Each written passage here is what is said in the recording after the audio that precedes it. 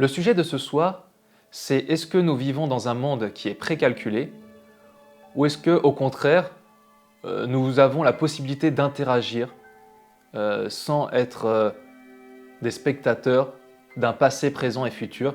Le but de cette vidéo est de vous concilier ces deux théories, ces deux façons de voir. Dans ma vie, j'ai rencontré beaucoup de gens qui finalement soit ne se posaient pas la question de ce que c'est que le temps, soit avaient toujours une vision qui est nous vivrions sur une ligne droite, qui est le passé, présent et futur.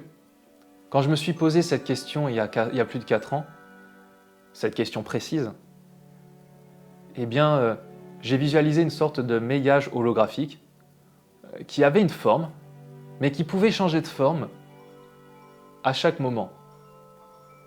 Comme s'il y avait en tout cas un accès à chaque instant où effectivement la forme pouvait se défiger, se décristalliser et reprendre une nouvelle structure complète du début à la fin de notre univers. Alors, à quoi correspondrait cette forme figée finalement ? Moi j'appelle ça la suite d'actions-réactions sans conscience. Qu'est-ce que ça veut dire ? Eh bien, c'est par exemple deux personnes qui vont se disputer. Il y en a une qui va donc dire quelque chose qui va déplaire à l'autre. On se sent agressé, on répond « Ah, je me ressens agressé d'un coup, encore voilà ». Ça a déjà été tout précalculé.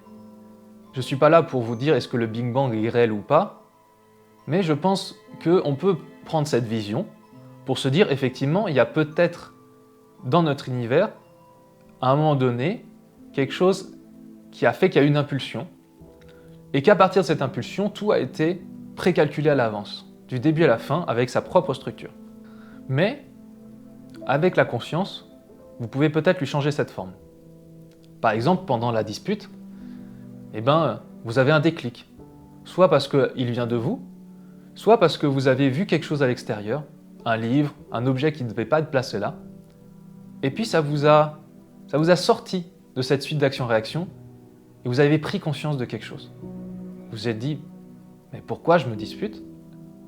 Parce que finalement, si on y réfléchit, on peut déplacer sa personne et la faire vivre des choses bien plus passionnantes, qui permettent de créer quelque chose de bien plus beau. Et là, à ces moments-là, c'est ce que j'appelle justement pouvoir avoir une action avec sa conscience, avec son esprit. Appelez-le comme vous le souhaitez. Mais ça veut dire pour moi, il y a une sorte de lumière intérieure, une sorte de lueur, qui se questionne et qui a envie de vivre des belles choses, qui est curieuse et innocente, un peu comme quand on était enfant finalement, et qui en fait a juste envie que le monde soit beau.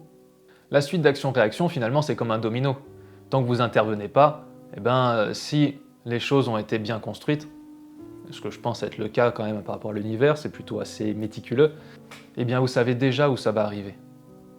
Vous savez, j'ai fait des études de sciences à un moment donné, parce que j'étais bon en maths. Je trouvais qu'en physique, on ne faisait que prendre en compte la suite d'action-réaction sans conscience. Alors c'était pratique parce qu'effectivement, grâce à la physique, vous pouvez calculer ce qui va être par rapport aux données que vous avez.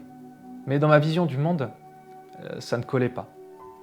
Pour moi, ça c'est vrai, mais il y a quelque chose de plus qui fait de pourquoi d'une seconde à l'autre, je décide de faire autrement dans ma vie. Dans chaque moment présent, finalement, vous avez cette capacité à remodifier totalement le maillage holographique. Vous pouvez décider de vivre autrement qu'une suite d'actions-réactions, sans conscience.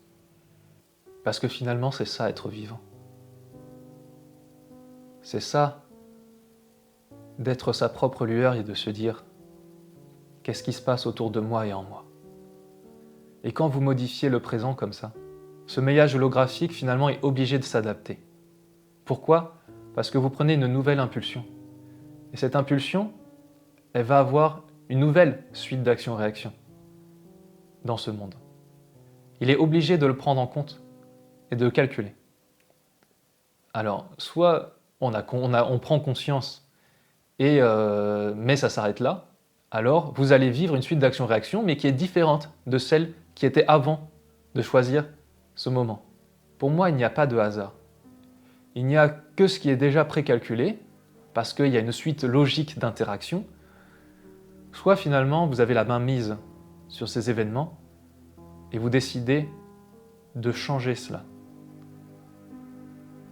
Et si tout le monde faisait cela, imaginez la forme extraordinaire de ce maillage holographique. Elle serait tellement vaste que je ne sais même pas si on pourrait encore lui donner une forme. Peut-être même qu'on sortirait de la forme et retournerait à l'informe. Tout ce que je viens d'énoncer dans cette vidéo, ce n'est pas pour dire ce qu'il faut croire. Bien sûr, plein de choses mentionnées ne correspondent pas à la science ni aux autres domaines. Elles n'ont pas forcément été validées. C'est mon propre ressenti, et ce ressenti évolue chaque jour. Et aujourd'hui, c'est le message qui me semble juste à vous faire passer.